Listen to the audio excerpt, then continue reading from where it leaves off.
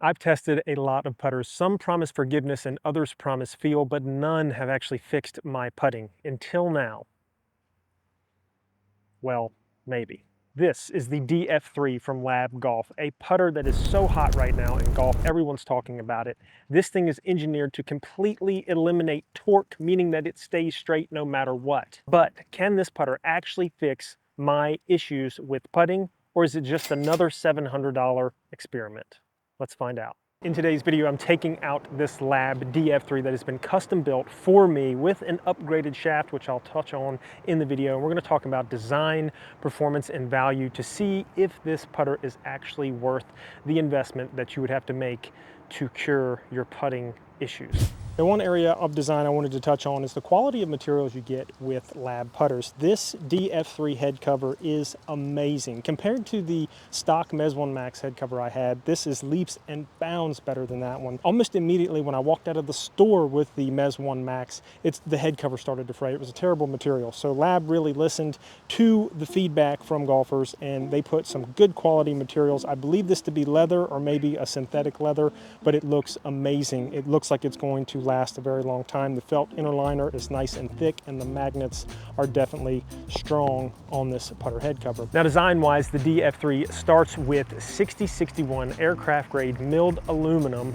for the head shape. In the bottom, you've got steel and or tungsten weights, which help get that lie angle balance, which is what LAB is known for. Next up, we have the gear shaft, which is an upgrade, and I will touch on the performance of this shaft to let you know if it's actually worth the money. This is a seamless shaft. It's a filament wound. There's some special technology that goes into it, and I'll touch on that a little bit later in the video. Then at the top of the club, I've got the 2-degree white LAB grip to match the shaft. Let's go ahead and get out there on the course and talk performance. Okay guys, we're going to be testing out the DF3 from a long-range putt, 30 feet. Pros don't make many of these. I'll have to look up the statistics, but it's next to none. We're just going to try to get close to the hole. We're going to see if this DF3 can help us get close to the hole. So I'm uphill, left to right, 3 putts. Let's see how close we can get. I will say that the putter feels like it is on rails. Okay, so that one was a little bit short and it broke to the right. It is uphill, as I mentioned, so I got to give it a little bit more steam. That was one of the problems I was having with the Mez 1 Max. That felt much, much better. Look at that. Oh man. If I could leave them that close every time from 30 feet, I would be a much better golfer than I am now. All right, let's try this last one here. That felt really good as well. Please go in, please. Oh. Okay, wow. So 2 out of 3 putts within, all right, this one's like 6 inches here. Good there. This one's got to be about a foot. Good there. And this one, my first one, still getting used to this head. This is a heavier head. 1, 2, 3. I left it about 7 feet short there. So on the long distance test, I'm really impressed with how the DF3 performed. Now this is a heavier head for the DF3. I played the Mez 1 Max in the past at the standard weight and it just feels extremely light. So we're gonna do a short putt test here. These are set at 3 feet. These are those pressure putts that you stand over in the match. You really wanna make, and these are the ones that I struggle with a ton. Let's see if the DF3 helps. All right. These putts are so important to make because they are make or break for your golf game. All right, 3 out of 3. Most pros, I think the make rate is like 99.7% on those 3-foot putts. So I'm very happy with that performance. I'm still getting used to the head weight of this putter.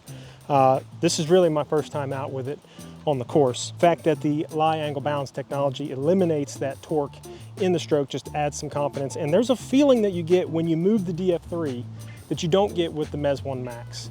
There's a stability that comes with this. Even though this thing looks like a toilet seat, it's very stable. And I'm starting to wonder, so what if it looks weird? If I'm making putts with it, that's what's important, that's what counts, right? Now this is from about 12, 13 feet here, and I would consider this a mid-range putt.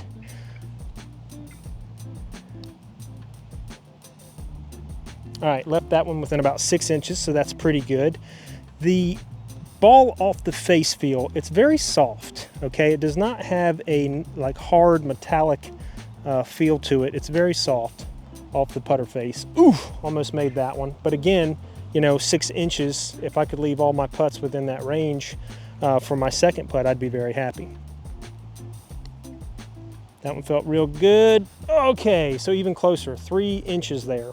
So you've got, well, this one's 6 inches. This is more like 9 inches here, 10 inches. So from a 12-foot, 13-foot putt, I'm very happy with how this turned out. Now, I've talked a lot about the head of the DF3, but let's talk about the shaft, because I feel like that is a very important part of the full putter setup.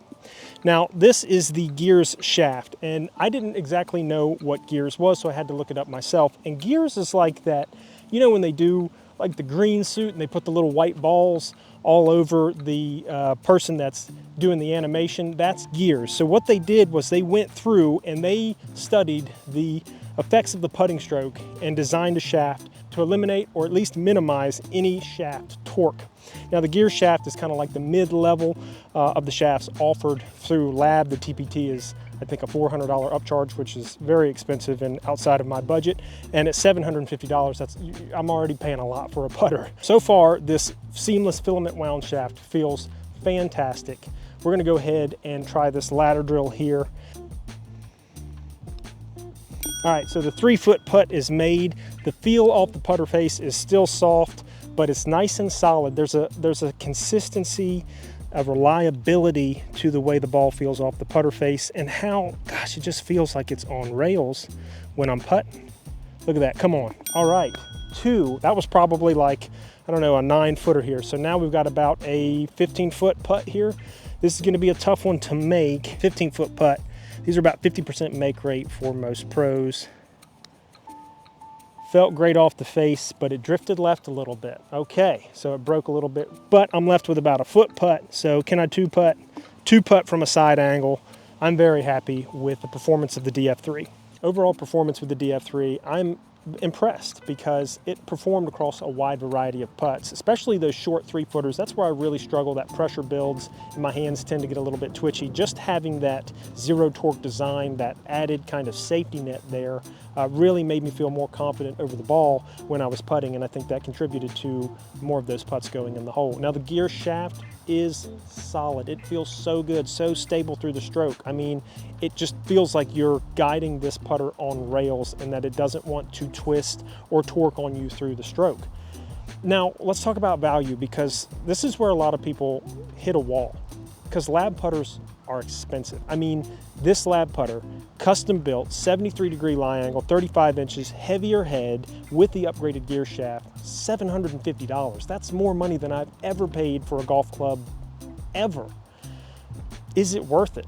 Is it worth it for most golfers? Am I going to see the performance out of this club that I would, that it would change my game? The answer is yes. I think it's worth it. I think it's worth every penny to purchase a club that is going to change your game. We do it on drivers all the time. A putter you're probably going to have for 10, 15 years. A driver you might have for 5, maybe. So I think the investment is there, and that's what you have to see it as. You have to see it as an investment in your golf game. Because if you want to be a better golfer, why not use the tools at your disposal? Why not eliminate torque in the putting stroke if you struggle with putting? It just makes sense. If you guys decide to get a LAB putter, please, please, please get fit. Use their online fitting tool. It's pretty darn accurate. You do not want to pay big money for a putter that you're not fit into correctly. I learned that mistake with the Mez 1 Max. I went with the stock lie angle and I couldn't putt with it at all. Now, for me, this is the ugliest putter I've ever loved, because this thing does not suit my eye at all initially. But after I started testing it out and doing those various putt tests, I realized that this is actually a really consistent putter, and the look after a while turns from ugly to confident. So when I set it down behind the ball, I know it's going to do exactly what it was manufactured to do. If you guys are interested in more golf gear reviews, check this playlist out right here. Thank you so much for watching. I'll see you in the next one.